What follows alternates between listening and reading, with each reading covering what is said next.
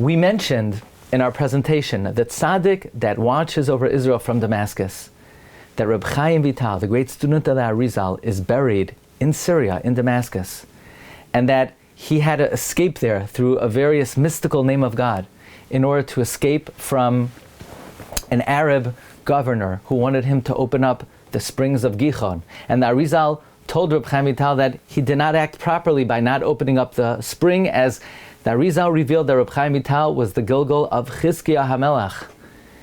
Moreover, we mentioned Reb Chaim Vital was sent to Damascus to overcome a particular force of impurity called Beis Rimain.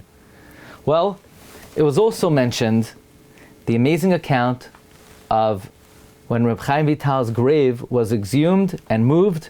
Rabbi Avram Chamra Shlita, the rabbi of Syria, related that the Syrians wanted to build a new highway to the airport, and they said they would have to move the old cemetery, including the kever of Reb Chaim Vital.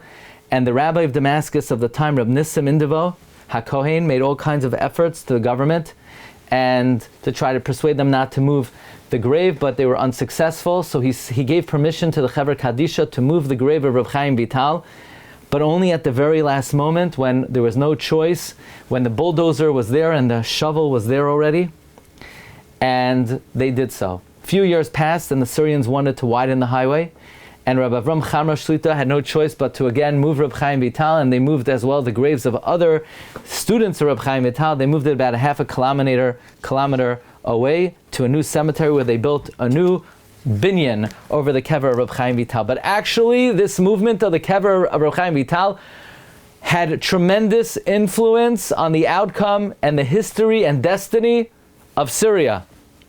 And that's because we just witnessed with our own eyes the downfall of Bashar al-Assad, who was the tyrannical dictator who was responsible for the murder of thousands of his own citizens. But what's interesting was that he was not actually in line to succeed the throne of his father, because Assad's father, Hafetz Assad, was planning on giving over the reins of the sovereignty of Syria to his eldest son, Basil. And Basil was being groomed for the job. And Bashar, Assad, was living in London at the time. And he was studying to be an ophthalmologist. He lived in a low-key, rented apartment. He was nursing his interest in Western music, technology, and computer, while the brother, Basil, was being groomed to take over the reins of his father. But on a fateful day, in 1994, Basil was traveling 80 miles an hour on a foggy highway to the airport to go on vacation to the Alps. That highway was none other than the highway built over the former kever of Reb Chaim Vital. And Basil Assad died instantly in a car crash on the very highway that was built by the kever of Chaim Vital. And because of that, Bashar Assad was rushed back to Syria to become the next heir apparent of his father. So he was taken from nowhere. He was taken from off the street.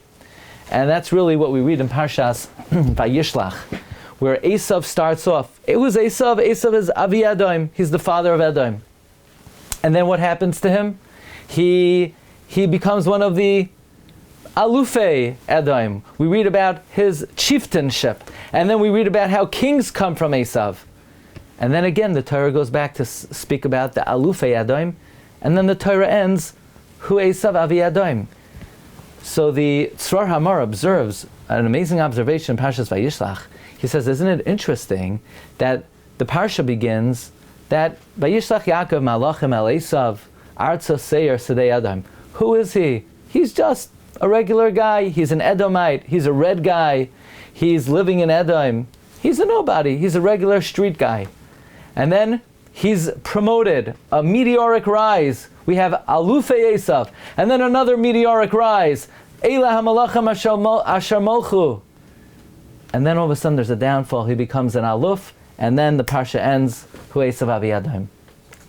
What's going on over here? It says the Torah is outlining for us the verdict of history of the nations of the world. You see, they have a meteoric rise. They come from nowhere. They could be in a basement somewhere in London studying ophthalmology, and all of a sudden they become the ruler of a major country. But as soon as they allow their wickedness to get the better of them, they will have a sudden disastrous downfall. That is what happened to Esav. He starts off as Esav Avi Edom. He rises to Alufei Esav. He becomes Elah HaMalachim Asher Malchu. He then has a rapid and devastating decline back to Aluf, back to who? Esav Avi Edom. And that is what we saw with our own eyes.